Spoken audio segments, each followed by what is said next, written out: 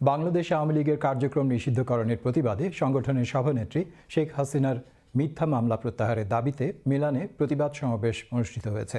এতে ইটালির বিভিন্ন প্রভিন্স থেকে কয়েকশো আওয়ামী নেতাকর্মী অংশগ্রহণ করেছেন। ইটালি থেকে আমাদের প্রতিনিধি মিনহাজ হোসেনের আরেকটি রিপোর্ট।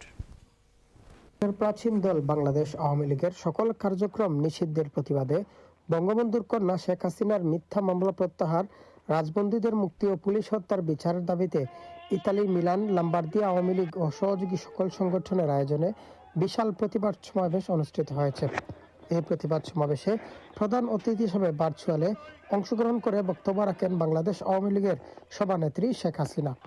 তিনি তার বক্তব্যে দেশে যে অরাজকতা সহ দেশের আইন শৃঙ্খলা ও মানুষের নিরাপত্তাহীনতার চিত্র তুলে ধরেন এবং সাধারণ জনগণ এখন আওয়ামী লীগ সরকারের কার্যক্রম ও দেশ পরিচালনার জন্য আপেক্ষা করে বলছে বলে অভিহিত করেন।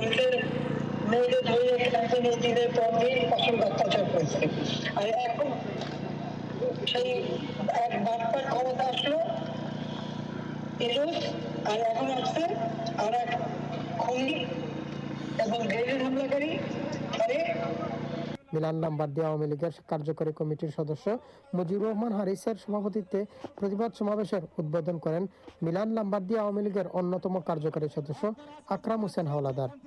মিলান লম্বার্দিয়া আওয়ামী লীগের যুগ্ম সাধারণ সম্পাদক মোহাম্মদ সরওয়ার হোসেন মোল্লা, লুৎফুর রহমান খান ও প্রচার সম্পাদক মামুন হাওলাদারের পর্যায়ক্রমে পরিচালনায় প্রতিবাদ সমাবেশে আরও উপস্থিত ছিলেন ইতালি আওয়ামী লীগের সাধারণ সম্পাদক হাসান ইকবাল, সহসভাপতি হাবিব চৌধুরী, হাদিউল ইসলাম হাদি, সাংগঠনিক সম্পাদক নুর ইসলাম মাদবর, নিত্যুন্ন আওয়ামী লীগের সাধারণ সম্পাদক শহীদুল ইসলাম, ছাত্রলীগ নেতা অনিক হাওলাদার সহ ইতালি আওয়ামী লীগের অন্যান্য শীর্ষ নেতৃবৃন্দ, যুবলীগ, ছাত্রলীগ সহ বিভিন্ন অঙ্গ সহযোগী সংগঠনের এই প্রতিবাদ সমাবেশে মিলান সহ পার্শ্ববর্তী শহর বারেজ, তোরিনো, ব্রেসিয়া, বেরগামো, মনজা, জেনোভা ও বলোনিয়া আওয়ামী লীগের নেতাকর্মীরা অংশগ্রহণ করেন।